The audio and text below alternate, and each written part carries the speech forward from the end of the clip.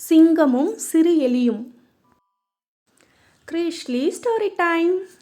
ஒரு தடவை அடர்ந்த காட்டில் பெரிய சிங்கம் ஓய்வெடுத்து தூங்கிக் கொண்டிருந்தது. அதன் அருகில் சிறிய எலி ஒன்று விளையாடிக் கொண்டிருந்தது.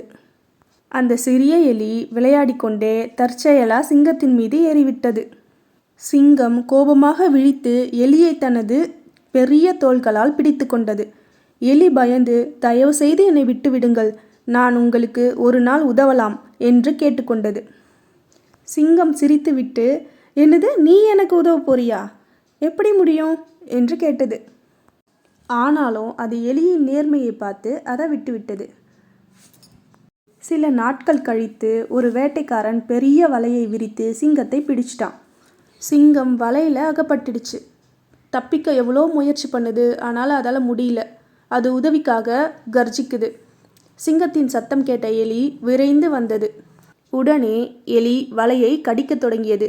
எலியின் சிறிய பற்கள் வலையை கடித்து உடைத்து விட்டன. சிங்கம் விடுதலை அடைந்து எலிக்கு மிக்க நன்றி கூறியது. நான் உன்னை முன்னே சிறிதாக எண்ணினேன், ஆனால் இன்று நீ எனக்கு பெரிய உதவி செய்தாய் என்று கூறி சிங்கம் எலியுடன் நட்பாகிவிட்டது.